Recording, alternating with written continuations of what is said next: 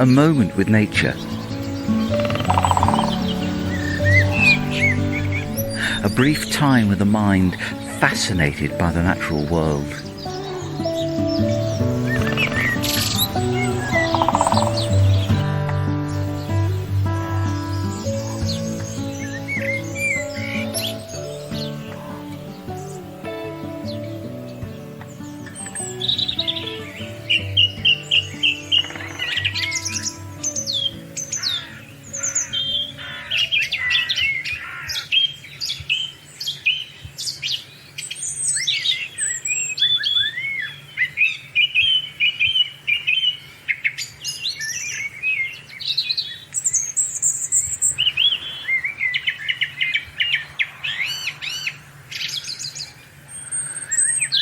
It's about 6:45 on Thursday, I think the 9th of February, and the dawn chorus really is getting going. The sun isn't up yet, but it's light, and it is very noticeable. In the last few days, the birds have been going louder and louder every morning. It's not full dawn chorus yet, but it's getting there, and I often come out and just stand here just for a minute or two before the day gets underway and just listen.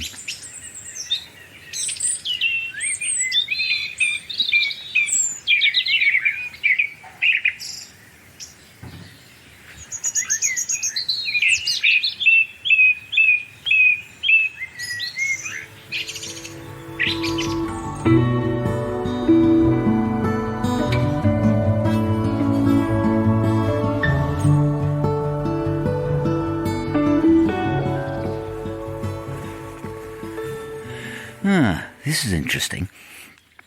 This is a short section of stick, maybe, 5, 6, 7, 8 centimetres long, and it's rotting. It's very clearly rotting, and it's broken open on the path. And there's a green, very bright green hue to it. It's actually something called green stain fungus, which is exactly what it says it is. It's a fungus that causes a green stain in the wood. I must admit, when I first saw it, I thought it was artificial, but no, it's real. I'll put a picture up on my Twitter, on my Instagram, so you can have a look. But it's got more, I would say it's probably more turquoisey than actually green. The green stain from the fungi, of course, comes from the hyphae and the mycelium of the fungus that are living and burrowing their way through the body of the dead wood. The hyphae are the individual threads, and the mycelium is all of those threads together, effectively the living body of the fungus. Now, the fungus enters the wood, grows steadily, and as it does so, it excretes enzymes that break down the wood, which allow it to absorb those nutrients and grow, but also releases the nutrients tied up in the wood back into the soil, ready for the next generation of plants. I confess I don't know why the green stain fungus is so brightly green. It's a very clear sign of the fungus breaking things down and doing its job and releasing nutrients back into the soil.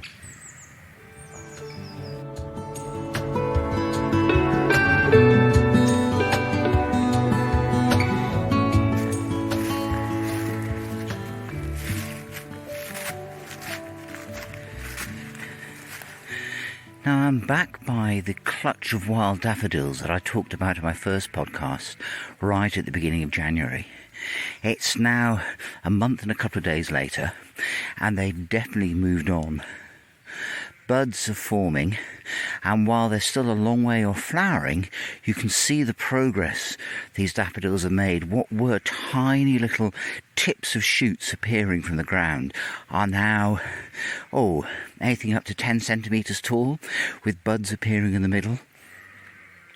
St. David's Day is in 3 and a bit weeks' time, and it is possible these will actually be out for St. David's Day, which is very fitting because, of course, the daffodil is a symbol of Wales and is worn extensively on St. David's Day.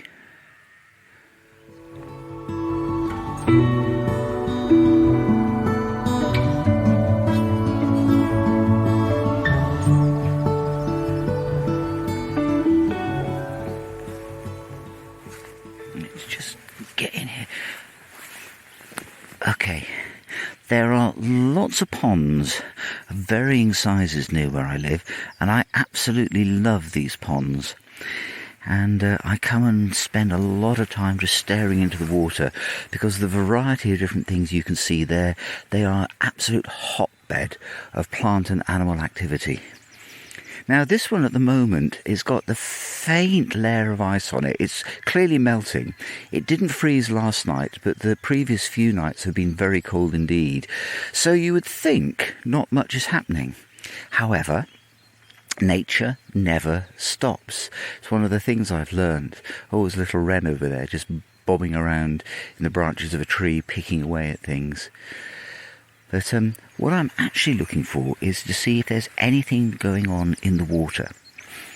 The obvious thing to think about this time of year is frogs and toads and newts. It's a little early. I wouldn't expect to see at this part of the world any frog spawn quite yet, but it won't be long.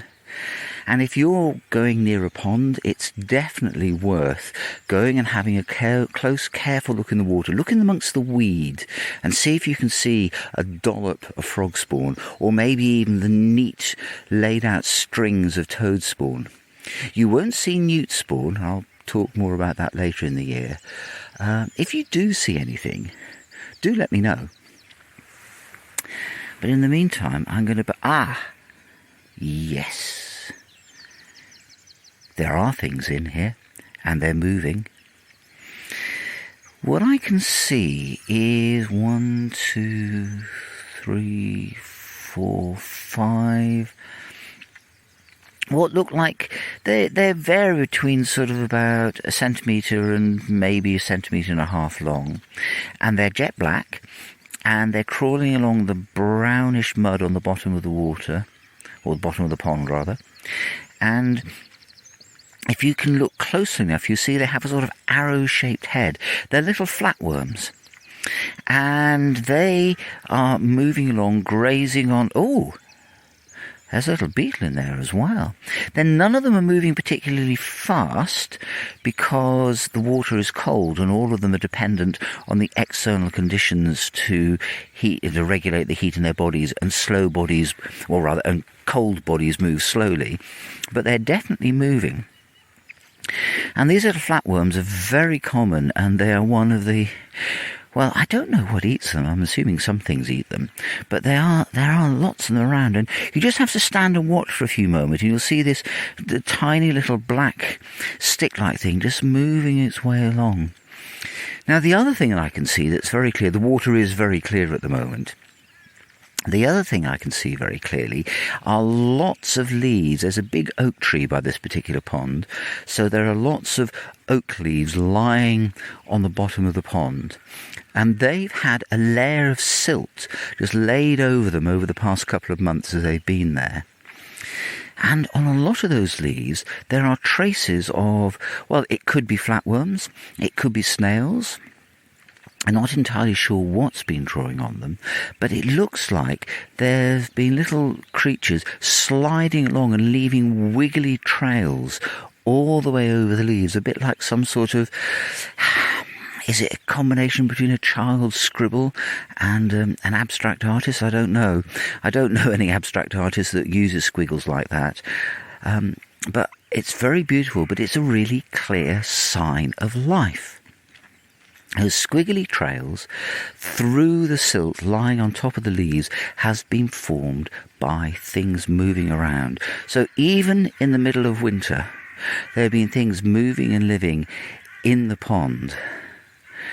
And this is one of the things that always draws me to it. I have never looked into this pond and gone away having seen nothing. That includes pretty much any time of year.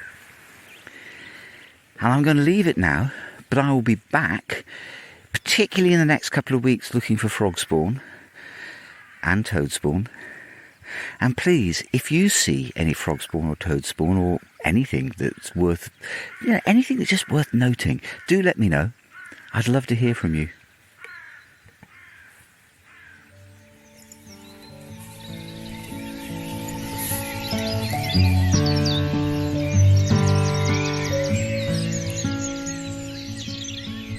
The music was Nature Watch by Oleski, downloaded from Pixabay.